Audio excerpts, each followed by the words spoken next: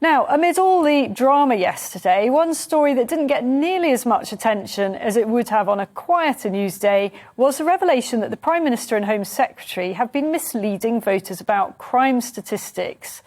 The head of the official statistics watchdog has reprimanded the pair for incorrectly saying that crime has fallen by 14%, when in fact that figure excludes the fastest growing category of crime, which is fraud and computer misuse.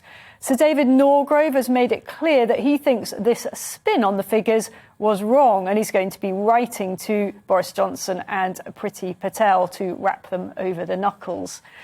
So joining me is Liberal Democrat MP for Orkney and Shetlands, Alistair Carmichael. Thanks for joining us, Alistair. Now, you were the one that kind of smoked this out, weren't you? You initiated the response from the watchdog. Can you tell us about that? All you had to do was to read the report that the Home Office was quoting. And it was really very clear in that report that crime had gone up by 14%, not down by 14%, as first Priti Patel and then Boris Johnson claimed. The only way you could get to these figures was by taking out fraud and online crime. Now, that's quite a remarkable thing to do when you realise, in fact, that fraud and online crime over the same period actually went up by almost half, 47%. So, you know, it goes beyond spin.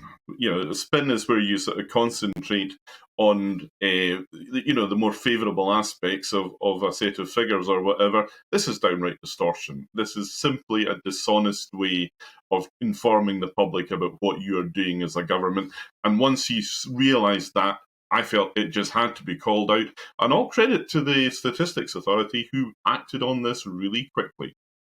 A pretty robust response from the watchdog there. And you've been an MP for a very long time. I've been a political reporter for a very, very long time. I actually remember this being an issue in the Blair years. I don't know if you do, that there used to be continual rows over the misrepresentation, particularly of violent crime statistics. Mm-hmm. It's extraordinary that those in positions of power still think they can get away with this, isn't it?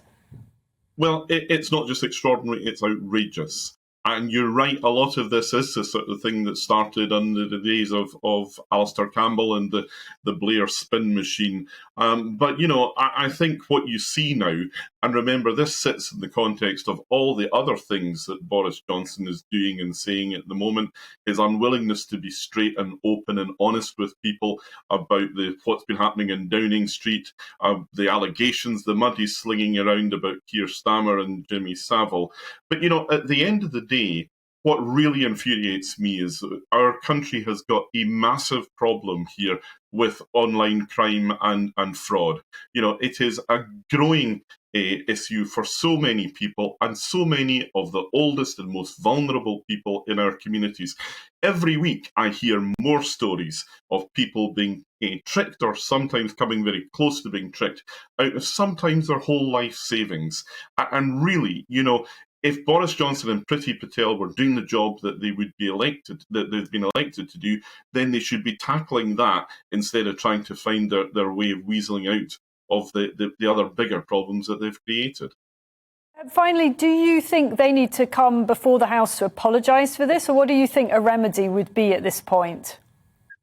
Well, look, the start of it has got to be that they fess up. They say, OK, hands up, we shouldn't have done this. You've caught us out. It's a fair cop, Gov. But really, you know, I'm not so much interested in making this about Boris Johnson and Priti Patel. I think people have their own views of them already.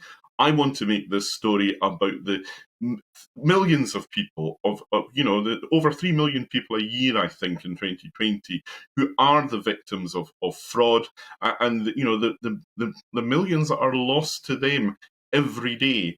That's where the focus should be, not on Boris Johnson and Priti Patel. So, you know, it makes me wonder if, in fact, this distortion of the statistics is not any sort of accident.